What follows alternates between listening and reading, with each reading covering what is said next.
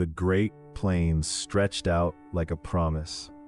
And in the 1920s, that promise felt real. Farmers across Kansas, Oklahoma, Texas, and Colorado looked out at their fields and saw fortune. The soil was dark, rich, and deep, the kind that makes grown men cry with gratitude. They called this region the breadbasket of the world, and they meant every word of it. Here's what you need to understand about this land. For thousands of years, a thick carpet of native grasses had held it all together. Buffalo grass, blue stem, grama, short, stubborn plants that locked the soil in place like a fist. Beneath their roots, the earth stayed bound, moist, and alive, even through dry years. The Comanche, the Kiowa, the Cheyenne, they had lived on these plains for generations. They understood what the land needed. They moved with the buffalo, never staying long enough to break what the ground had built. But by the late 1800s, a different kind of settler was arriving. They came by wagon, by rail, and eventually by automobile. The federal government was practically begging them to come. Under the Homestead Act, a man could claim 160 acres of land for almost nothing. Just show up and work it. And they did. By the 1910s, hundreds of thousands of acres of native grass had been plowed under, gone, replaced with wheat. Now, wheat is not a bad crop, but wheat does not hold soil the way native grass does. Its roots are shallow, delicate, seasonal. When the crop is harvested and the fields sit bare in winter, there is nothing holding that dirt down. Still, in the 1920s, nobody was thinking about that, because the rain was coming, and the wheat was growing, and the money was rolling in. There was a theory circulating at the time. Boosters, railroad men, land speculators pushed it hard. They called it rain follows the plow. The idea was that plowing the land and farming it would somehow change the climate, that human activity would bring more rainfall to the region. It sounds absurd now, but in the 1910s and 1920s, people believed it. They wanted to believe it. A man named Ike Osteen from the Texas Panhandle told a reporter in 1924 that his farm had never looked better. His wheat stretched to the horizon. His children were healthy. His bank account was growing. That year, the Southern Plains produced more wheat than almost any year on record. Machines called combines, enormous clanking beasts, rolled across the fields day and night. Towns were booming. Amarillo, Texas, Liberal, Kansas, Boise City, Oklahoma. New schools, new churches, new courthouses going up everywhere. A family could go from poverty to prosperity in a single harvest season. The land had delivered, again and again, so farmers plowed more, then more. Between 1925 and 1930, millions of additional acres of native grassland were stripped away. The soil sat exposed, unprotected, trusting, and the sky above it, that wide, blue, merciless sky, held no idea of what was coming. But underneath all this plenty, a clock was already ticking. The grass was gone, the roots were gone. The one thing that had kept this land alive for 10,000 years had been ripped out in less than 50. Nobody noticed, nobody worried. Why would they? The wheat was tall, the banks were happy. In the good times, everyone agreed, we're here to stay. They were wrong. And here's the thing nobody told those farmers. The land looked endless, flat, open, stretching all the way to the edge of the sky. And for the first time in American history, men had the machines to break all of it. Before the 1900s, the Great Plains were mostly untouched. Not because people didn't want the land, because the grass fought back. That thick, tangled root system, buffalo grass, blue stem, grama, had been holding the topsoil in place for 10,000 years. 10,000 years of wind, drought, flood, and that grass held. Early settlers called it the sodbuster's nightmare. Their plows hit that root mat and bounced right off. So for decades the plains stayed largely wild. Then came the steel plow, and then came the tractor, and then came a man named Thomas Campbell. Campbell was a businessman, not a farmer. He looked at the plains the way a factory owner looks at a production floor. In 1918, he leased 95,000 acres in Montana. 95,000 acres. With rows of tractors running day and night, he turned all of it into wheat. The press called him the Wheat King. The government called him a model American. And farmers across the plains watched what he did and said, we can do that too. Here's the crazy part. Washington was encouraging them. World War I had just ended. Europe was starving, and America needed wheat, lots of it, fast. The federal government offered low-interest loans to anyone willing to plow up the plains. Land prices shot up. Banks in Kansas, Oklahoma, Texas, they were handing out money like it was going out of style. And so the plowing began. Not slowly, not carefully, millions of acres at a time. Between 1925 and 1930, farmers in the southern plains broke more than 5 million acres of native grassland, 5 million acres of roots ripped out of the ground, 5 million acres of soil that had never once been exposed to open air. And for a while, it worked. The rains came, the wheat grew tall, the prices were good. Farmers bought bigger tractors, plowed even more land. Towns popped up overnight across the Panhandle: Boise City, Liberal, Dalhart. People were building churches, schools, movie theaters. They thought the good times were permanent. There was even a phrase going around: rain follows the plow. The idea was, and scientists at the time actually argued this, that the act of farming itself would change the climate, that breaking the soil would somehow bring more moisture, that the more you farmed, the more it rained. It was a beautiful idea. It was completely wrong. The grass hadn't been holding the soil just for decoration. It had been holding it against the wind, against the brutal, constant, invisible force that had shaped these plains for centuries. Without those roots, the topsoil had nothing to grip. And when the rains eventually slowed, as they always do on the plains, the soil didn't just dry out, it started to move. First in small drifts along the fence lines, then in sheets across the fields, then in walls. And somewhere out there in the Oklahoma Panhandle, a farmer stood at the edge of his land in the spring of 1931 and watched his entire topsoil lift off the ground and disappear into the sky. He had no idea it was only the beginning. By 1931, the Great Plains had been stripped almost bare. The grass was gone, pulled up by millions of plows over 20 years. What was left was loose, dry, exposed topsoil, sitting open under a merciless sky. And that year, the rain simply stopped coming. Not for a week, not for a month, for the whole growing season. Farmers stood at their doors in the morning and watched the horizon for clouds that never came. The wheat they planted shriveled in the ground before it could even reach the surface.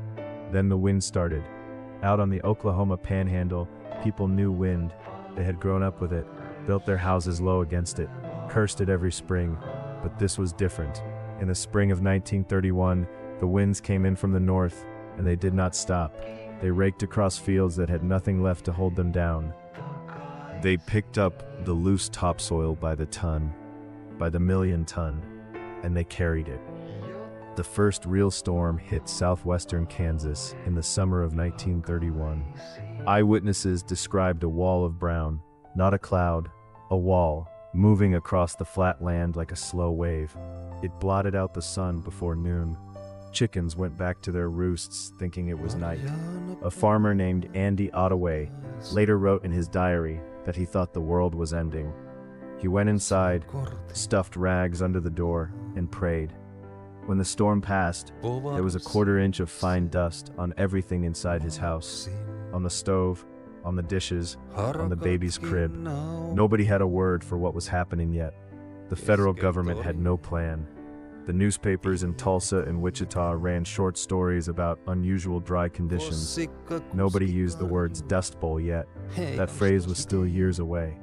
Out on the plains, people just called it the blow, and they told themselves it would stop. It was just a bad year, they said.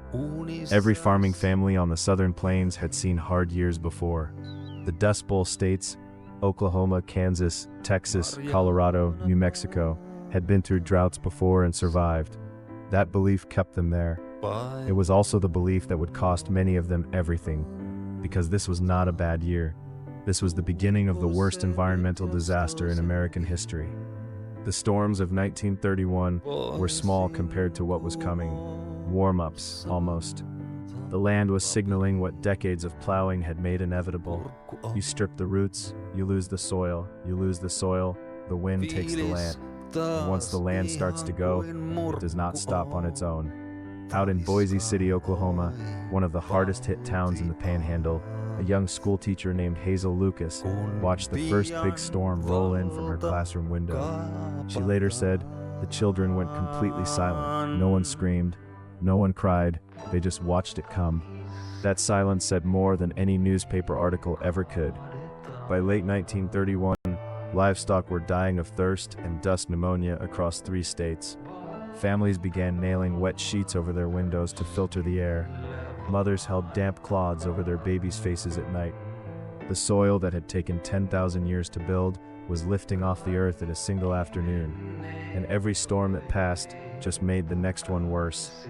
The ground grew looser, the sky grew darker, and somewhere in Washington, nobody was watching.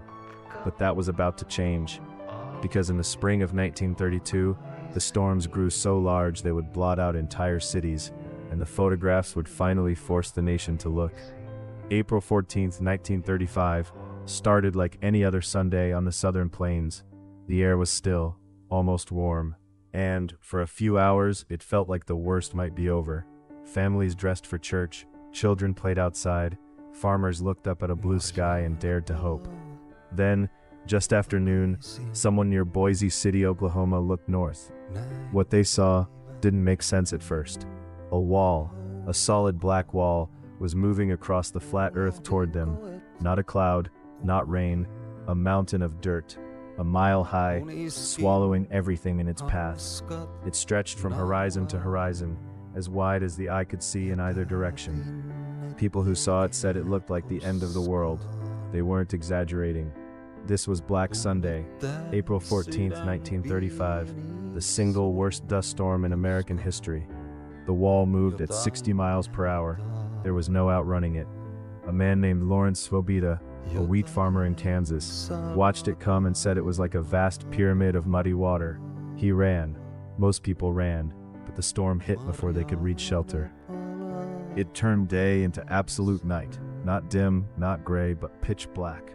People lost their own hands in front of their faces. The static electricity inside the storm was so intense, it knocked people off their feet. Cars stopped dead, their electrical systems fried by the charge in the air. Birds fell out of the sky. Rabbits and cattle stampeded blindly into fences and died by the hundreds. In the town of Guyman, Oklahoma, a wedding reception was underway when the storm hit. The guests didn't see sunlight again for 3.5 hours. Across the Panhandle, families stuffed wet rags into window frames and door gaps, anything to keep the dust out. It didn't help. The finest particles of topsoil pushed through walls like smoke through paper. Children suffocated. Doctors in the region had already named the condition dust pneumonia, a slow choking of the lungs from weeks of breathing dirt. Black Sunday killed the last hope many families had. Robert Geiger, a reporter for the Associated Press, was driving through the southern plains that day. He sheltered in Boise City as the storm raged. The next morning he filed his report, and somewhere in that dispatch he used 2 words casually, almost as an afterthought. Dust Bowl. The name stuck instantly, because it captured something no one else had put into words yet. This wasn't a drought. This wasn't just bad weather. This was a region that had destroyed itself. The soil that had taken 10,000 years to build had been plowed up, dried out, and was now leaving forever, carried east on the wind. In Washington, D.C., people opened their windows and found a fine layer of Oklahoma dust on their windowsills. Senators wiped their desks clean and looked at each other. Something had to be done. Everyone agreed on that. But out on the plains, families weren't waiting for Washington. They were already gone or going. They packed everything they owned into the beds of beaten trucks and pointed west toward California. They called themselves Okies, and the country would soon call them something worse. The exodus had begun, and it would not stop until hundreds of thousands of Americans had abandoned the only land they ever knew. But what nobody knew yet, not the farmers, not the senators, not even the scientists, was that Black Sunday was not the worst day still coming. After Black Sunday, the sky had finally cleared, but for hundreds of thousands of families, the damage was already done. The land they had broken their backs on for decades, it was gone. Not stolen, not burned, just dead. And so they left. By 1935, an estimated 2.5 million people had abandoned the Great Plains. Some historians call it the largest internal migration in American history. They came from Oklahoma, Texas, Kansas, Colorado, whole communities just gone. People called them Okies. It was a slur, spit at them everywhere they went. But they had no time to care about names. They had maybe one shot at survival. West, that was the word spreading through every dying town on the plains. California. The paper said there were jobs there. Orange groves, cotton fields, green land as far as you could see. For a family staring at a dead farm and empty cupboards, that was enough. They loaded everything onto whatever they had. Beat-up trucks, old cars held together with wire and prayers. Florence Thompson was one of them. You know her face, even if you don't know her name. She's the woman in that photograph, the one taken by Dorothea Lange in February 1936. Hollow cheeks, 3 children pressed against her, eyes staring past the camera like she was looking straight through the future. Florence was 32 years old in that photo. She was camped in a pea picker's field near Pneumonia, California. She had just sold the tires off her car to buy food for her children. That image became the face of the entire migration. But Florence was just one of a million stories just like hers. The road most of them took was Route 66, the Mother Road, John Steinbeck would later call it. It stretched 2,400 miles from Chicago all the way to Los Angeles. For the Okies, it started somewhere in Oklahoma or Texas and ended, hopefully, in California. The drive, if you could call it that, took weeks. Cars broke down in the Mojave Desert with no water for miles. Children got sick, engines overheated, and when families finally crossed into California, they didn't find the promised land, they found checkpoints. In 1936, the Los Angeles Police Department actually sent 136 officers to California's state borders, an operation they called the Bum Blockade. They turned people away. American citizens turned away at the border of their own country. Those who got through found camps, shantytowns thrown up along irrigation ditches and riverbeds. No running water, no toilets, cardboard walls. A family of 5 might sleep in a single tent on bare dirt. Work, when you could find it, paid almost nothing. 25 cents for a whole day picking cotton. And even that wasn't guaranteed. There were always more desperate people behind you, willing to take less. The locals resented them. Some towns put up signs, "Okies, keep moving." Children were pulled out of California schools because local districts didn't want them. This was America, turning on its own. What made it all worse was that back on the plains, some families had stayed. They watched their neighbors leave and chose to hold on. One more season, they kept telling themselves. One more rain. It never came. By 1938, entire counties in Oklahoma had lost a third of their population. Towns that had been bustling just a decade earlier were becoming ghost towns overnight. Schools closed, churches emptied. The land itself seemed to be erasing every sign that people had ever been there. Back in Washington, politicians argued about relief programs and budgets, and a million families lived in tents in the California mud, waiting for something to change. But the federal government was about to make a decision that would either save them or make everything worse. They called it the Mother Road, and for a million desperate families, it was the only road that mattered. Route 66 stretched almost 2,500 miles, from Chicago all the way to Santa Monica, California. But most of the Okies, as people had started calling them, only knew one direction, west. They packed everything they owned onto Model T Fords and flatbed trucks, mattresses strapped to roofs, pots and pans hanging off the sides, clanking with every bump in the road. Children, wedged between sacks of flour and bundles of clothing. They didn't look like refugees, but that's exactly what they were. The road itself was cruel. Through Oklahoma it was fine enough. Familiar land, familiar towns. But then came the Texas Panhandle, baked flat and bleached white by the sun. Then New Mexico, where the altitude made car engines wheeze and overheat. Then Arizona. Endless miles of scorched rock and nothing.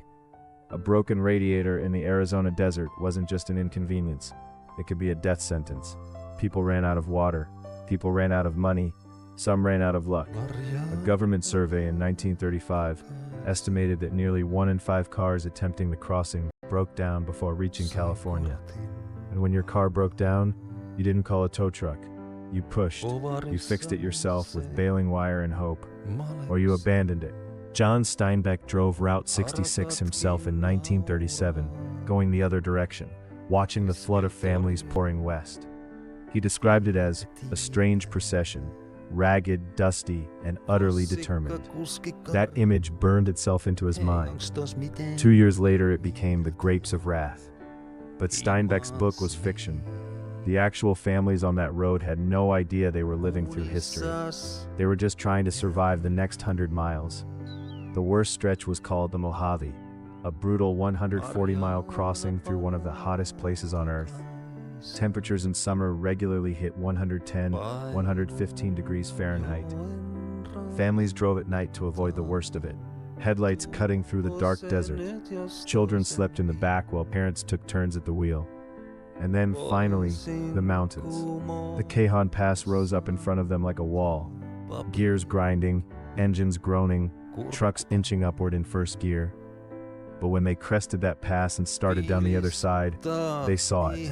Green, actual living, impossible green. After months of brown and gray and dust, the sight of the California valleys hit people like a physical blow. Some pulled over and wept. Some just stared, unable to believe anything could still be that color. One woman, documented by a Federal Writers Project interviewer in 1936, said she got out of the truck and put her hands in the grass, just to feel something living under her fingers again.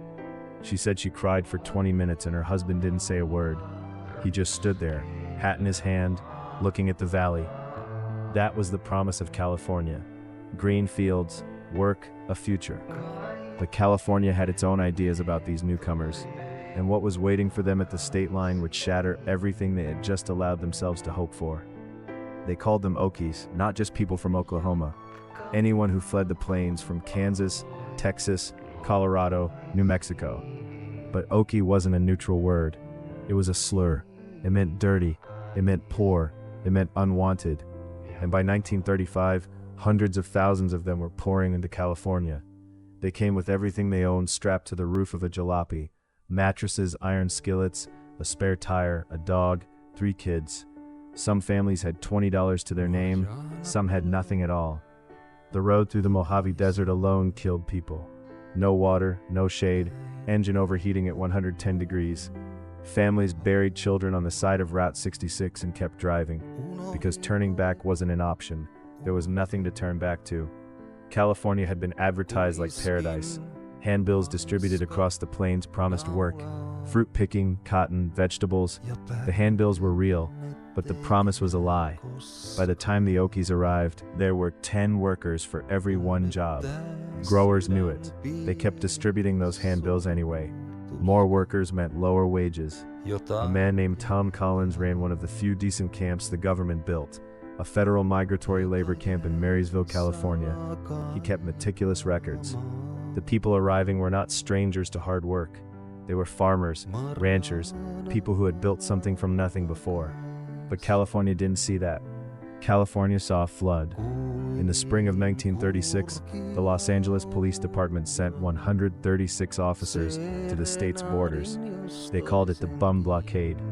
Officers turned back anyone who looked like they couldn't support themselves. It was almost certainly unconstitutional. The ACLU fought it. Within 2 months, the blockade quietly ended, but the message had been received: you are not welcome here. The camps they ended up in were called Hoovervilles, after President Hoover, who many blamed for the Depression. Rows of cardboard shacks, canvas tents, rusted car bodies turned into shelters. No running water, outhouses shared by 100 people, children with distended bellies from malnutrition. A photographer named Dorothea Lange drove through one of these camps in March 1936, near Nipomo, California. She almost kept driving. She didn't. She pulled over and walked toward a woman sitting under a lean-to with her children. The woman's name was Florence Owens Thompson. She was 32 years old. She had 7 children. She had just sold the tires off her car to buy food. Lang took 6 photographs in about 10 minutes. She sent one to a newspaper in San Francisco. Within days, the federal government rushed 20,000 pounds of food to that camp. That photograph became known as Migrant Mother. It is one of the most reproduced images in history. Florence Thompson herself never received a single cent from it. She said later, she wished Lang had never taken it, not because it wasn't true, but because for the rest of her life, that image was all people saw when they looked at her. Not Florence Thompson, mother, survivor, Cherokee woman who rebuilt her life, just poverty, frozen in a single frame. By 1940, over 1.2 million people had migrated to California from the Dust Bowl states. They reshaped the state forever. Its agriculture, its politics, its culture. But before any of that could happen, they had to survive something else entirely, something that would make the road look easy, the The camps were about to get much, much worse. By 1934, Franklin Roosevelt knew the numbers. 13 million acres of topsoil had simply ceased to exist. The plains weren't just sick, they were dying. And Roosevelt was not a man who watched things die without a fight. He had already launched the New Deal, pouring billions into banks, into factories, into roads. But soil was different. You couldn't just throw money at dirt and watch it recover. You had to change the way millions of people farmed. People who had been doing it one way their whole lives. That is a very hard thing to ask. Roosevelt's first move came in March 1933, just 8 days after he took office. He signed the executive order creating the Civilian Conservation Corps, the CCC. Young men, most of them broke and desperate, were handed shovels and sent to work the land. They planted trees, millions of them. The plan was called the Shelter Belt Project, a wall of trees stretching from North Dakota all the way down to Texas. The idea was simple. Trees slow the wind. Slow the wind and you slow the dust. It sounded almost too simple to work. But here's the thing, it did. Then came the harder fight. The worst black blizzard in recorded history rolled across the southern plains. It was April 14th, a date people would forever call Black Sunday. The storm stretched 2 miles high and turned day into absolute night. In Washington, D.C., the lights literally flickered as dust settled on government desks. Hugh Hammond Bennett was in the middle of testifying before Congress that very day. Bennett was the government's chief soil scientist, a big, blunt man from North Carolina who had spent 30 years watching America's land bleed away. He had been begging Congress for years to take soil erosion seriously. They kept stalling, but then someone slipped Bennett a note mid-testimony. The storm had reached Washington. Bennett looked out the hearing room window, then looked back at the senators. He said quietly, "This, gentlemen, is what I've been talking about." The room went silent. 3 weeks later, on April 27, 1935, Congress passed the Soil Conservation Act. Bennett was named the first director of the newly created Soil Conservation Service. Now he had real power and a mission. Teams of government agents fanned out across the plains, going farm by farm. They taught farmers to plow in contour lines, curves that followed the shape of the land, instead of straight rows that let water run free. They paid farmers to let damaged fields go fallow, to rest, to breathe. They introduced something called strip cropping, alternating rows of grain with rows of grass, holding the soil in place. Slowly, painfully, the techniques began to take hold. But Roosevelt knew conservation alone wasn't enough. The real problem ran deeper. These families had no margin for error, no savings, no backup, no safety net. One bad season and they were finished. So in 1937, Roosevelt proposed the Farm Tenancy Act, which created the Farm Security Administration. The FSA offered low-interest loans to tenant farmers trying to buy their own land. It funded migrant camps in California, actual camps with running water and medical clinics, built for the Okies who had nothing. Dorothea Lange photographed those camps. The images went around the world. But even with all of this, the trees, the new plowing methods, the loans, the camps, a brutal question still hung over the plains. Would it ever actually rain again? Scientists weren't sure. Some privately believed the southern plains had crossed a point of no return. And in the summer of 1939, the answer finally came. By 1939, something remarkable was happening across the southern plains. The rain was coming back. Not all at once. It never works that way. But slowly, stubbornly, the skies opened up again over Kansas, Oklahoma, Texas. Fields that had been nothing but drifting sand for years began to show the faintest tinge of green. Wheat, real wheat, was pushing through cracked soil for the first time in nearly a decade. Farmers who had stayed, the ones who refused to leave, stood at the edges of their fields and wept. You have to understand what those years had cost them. They had buried neighbors. They had watched their children go hungry. They had shoveled dust out of their kitchens every single morning for years, and they had stayed. So yes, they wept. But here's where the story gets complicated, because the rain coming back did not mean the Dust Bowl was simply over. The land had been so badly damaged, so deeply scarred, that recovery would take years, sometimes decades. In many places, the topsoil was simply gone. Wind had stripped away inches of earth that had taken centuries to build. You cannot replace that overnight. The Soil Conservation Service, the agency FDR had pushed into existence just a few years earlier, knew this. Hugh Hammond Bennett, the man who had spent his whole career screaming that American soil was dying, now had to prove it could live again. His teams fanned out across the plains, teaching, demonstrating, practically begging farmers to change how they worked the land. Contour plowing, shelter belts, rows of trees planted as windbreaks along the edges of fields, strip cropping to hold the ground in place. These were not complicated ideas, but they required farmers to give up the only methods they had ever known. Some refused, some simply could not afford to change, but many tried. And slowly, painfully slowly, the land began to answer. By 1940, wheat yields in Kansas were climbing again. By 1941, some counties in Oklahoma that had been nearly abandoned reported their best harvest in 15 years. It felt, for a moment, like the worst was truly behind them. But for hundreds of thousands of families, the rain came too late. The Okies, as the world had taken to calling them not always kindly. By 1940, an estimated 2.5 million people had left the Plains states permanently. They had packed everything they owned into rattling cars and headed west, mostly toward California. They arrived to find a world that did not want them. California growers needed their labor, but resented their presence. Makeshift camps, tar paper shacks, no running water, no toilets, stretched along the edges of the San Joaquin Valley. Dorothea Lange photographed a woman there in March 1936. Florence Owens Thompson, 32 years old, 7 children, no food, no future she could see. That photograph became the face of the Depression. And Florence herself, she spent years trying to escape that image, embarrassed by it, insisting she was more than a symbol of suffering. She was, but the suffering was real. And it did not end when the rains returned to Kansas. The men and women who had left carried the Dust Bowl inside them for the rest of their lives.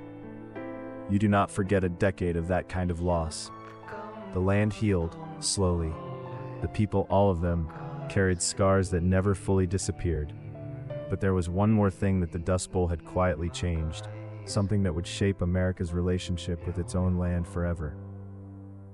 The rains came back, yes, but the land remembered everything. Some fields that had blown away simply never returned to what they were. The topsoil, that thin, irreplaceable layer built over thousands of years, was gone. In some parts of Oklahoma and Texas, it would take generations to rebuild what one decade destroyed, and the people who had lived through it carried the wound quietly, the way survivors always do. By 1940, more than 2.5 million people had left the Dust Bowl states. That is one of the largest internal migrations in American history. They took their accents, their recipes, their grief, and their stubbornness west. California alone absorbed hundreds of thousands, and did not always welcome them. They were called Okies, and the word was not meant kindly, but they stayed, and they worked, and slowly, they became part of the fabric of the West. Back on the plains, the federal government tried to make sure the catastrophe never happened again. In 1935, the Soil Conservation Service was created, directly because of the Dust Bowl. Hugh Hammond Bennett, a soil scientist from North Carolina, had been warning about this for years. Nobody listened, until the sky turned black over Washington, D.C. itself, in May 1934. Bennett was literally testifying before Congress when the dust from the plains drifted through the windows. He pointed at the sky and said, simply, "That is what I have been talking about." Congress passed the bill within days. The government began paying farmers to change the way they worked the land. They planted shelter belts, long rows of trees stretching across the open plains to break the wind. More than 220 million trees were planted across the Midwest as part of this program. It was one of the most ambitious conservation efforts in American history, and most people have never heard of it. Farmers learned to plow in curves that followed the shape of the land, not against it. They let fields rest, rotating crops instead of draining every inch of soil every single year. Slowly, carefully, the land began to breathe again. But here's the truth that no one wanted to say out loud. The Dust Bowl was not a natural disaster in the purest sense. It was a man-made disaster, built from greed, from ignorance, from the desperate need to survive. The drought was real, but the catastrophe was chosen, acre by acre, plow by plow. And the warning it left behind was this: the land is not infinite. You can take from it endlessly, or you can learn to live with it, but you cannot do both. Dorothea Lange's photographs became some of the most recognized images in American history. Florence Owens Thompson, the woman in that photograph, never received the cent from its fame. She spent the rest of her life trying to be seen as more than a symbol. John Steinbeck's novel, The Grapes of Wrath, was published in 1939 and won the Pulitzer Prize. Steinbeck was attacked by Oklahoma politicians who called the book a lie and a slander. Some California counties tried to ban it from public libraries, but the book endured because the truth in it endured. The Joad family, fictional, yes, was built from 1,000 real families who had made that same journey. Today, the Great Plains still face the same threat in slow motion. The Ogallala Aquifer, the vast underground water source beneath 8 states, is being drained faster than it refills.